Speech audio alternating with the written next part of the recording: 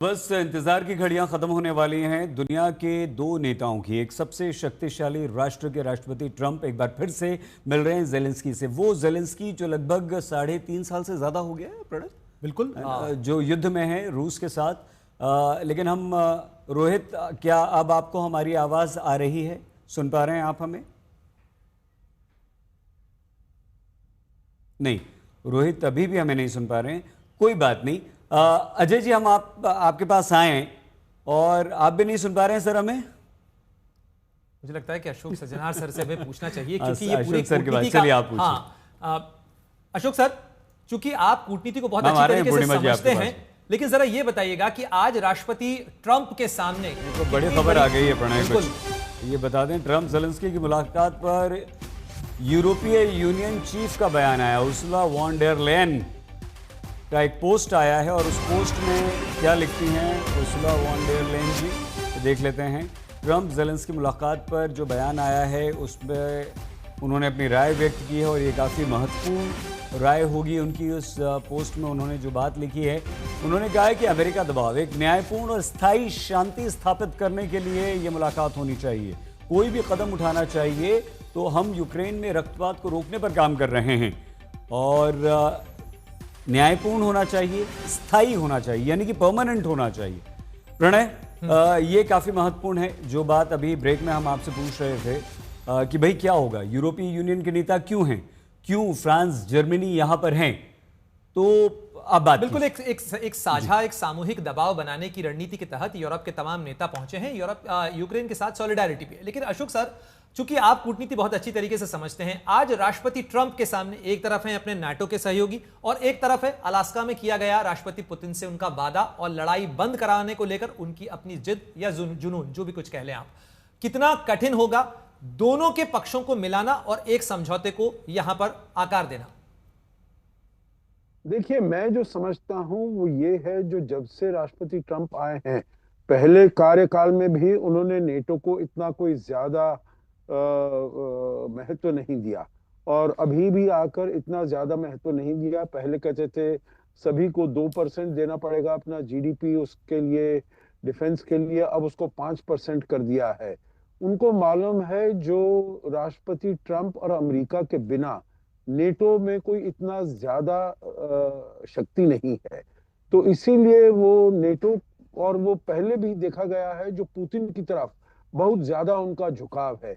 इसीलिए मैंने पहले भी कहा था, जो जब वो गए थे उसमें वार्ता में, अलास्का की वार्ता में, तो ये कहकर गए थे जो अगर पुतिन नहीं मानते हैं सीज फायर करने का तो मैं तुरंत कमरे से बाहर निकल आऊंगा। परंतु यहाँ पर तो ऐसा हुआ है, जो सीज फायर की तो बात ही अलग, उन्होंने अपना पक्ष ही पूरी तरीके से बदल दिया और जो राष्ट्रपति पुतिन ने कहा उसकी हाँ में हाँ वो भर रहे हैं, उनमें हामी भर रहे हैं और कह रहे हैं जो जो उन्होंने कहा है उसी के तरीके से, उसी के अनुकूल हमको आगे चलना चाहिए, एक पीस सेटलमेंट होना चाहिए।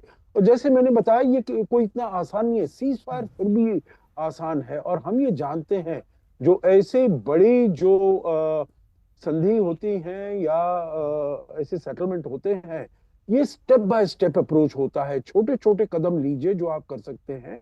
सर, अगर आप एक कदम में पूरे पहाड़ के ऊपर चढ़ना चाहेंगे तो वो बहुत मुश्किल होगा। सर मैं एक बात आपसे और पूछना चाह रहा हूं अशोक सर। अशोक सर, जी, यूरोपीय union chief Ursula von der का जो बयान आया, आपने सुना सर? उन्होंने ये कहा है कि हमें परमानेंट सॉल्यूशन चाहिए और हमें न्याय भी चाहिए। सर इसका क्या मतलब हुआ और इसका क्या यूरोपीय देश अगर आज यहां पर हैं, 7 रिप्रेजेंटेटिव अगर आज हैं, ट्रंप से मिलने आ रहे हैं अशोक सर, तो क्या वो भी चाहते हैं कि वॉर खत्म हो जाए? नहीं, बिल्कुल चाहते हैं, परंतु किस टर्म्स पर खत्म हो, किस कंडीशन पर खत्म हो।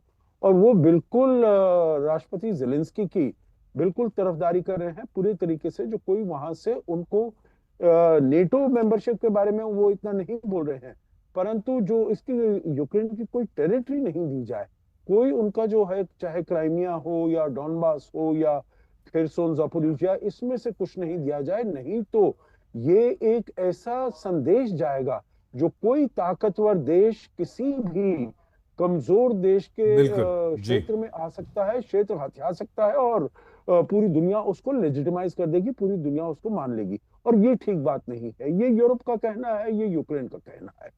बिल्कुल ठीक है। अजय जैन जी, चूंकि अमेरिका की राजनीति भी इस पूरे मामले को लेकर बटी हुई नजर आती है, अगर यहां पर यूक्रेन को जमीन देनी पड़ी, कोई समझौता यदि होता भी है जिसके संकेत मिल रहे हैं, अमेरिका की राजनीति के अंदर क्या कुछ बदलाव देखने को मिलेगा? क्योंकि अमेरिका में जनमानस बटा हुआ है इस मुद्दे को लेकर, और वो तो ये कह रहे हैं, राष्ट्रपति पुतिन भी और राष्ट्रपति ट्रंप भी, कि ये तो जो बाइडेन की शुरू की हुई लड़ाई थी, हम तो केवल खत्म करवा रहे हैं इस लड़ाई को। बिल्कुल, वो ट्रंप कुछ भी कह सकते हैं। उन्होंने जब शुरुआत में जब इलेक्शन लड़ा था, उन्होंने कहा था कि फर्स्ट 2 वीक में यूक्रेन वार को वो सीज फायर करके बंद करवा देंगे, और आज ऑलमोस्ट इतना टाइम हो गया and he is not able to do that, and so this will definitely impact his credibility and reputation as a world leader, and which और साथ में जो टैरिफ्स का वो पूरा लेके रखा है, तो एक उसकी जो इम्पैक्ट जो अमेरिकन के ऊपर हो रहा है वो भी है।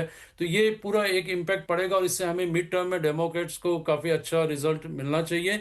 सो that is what will seeing the impact on the American politics in the mid term, जब नेक्स्ट ईयर होंगे इलेक्शंस।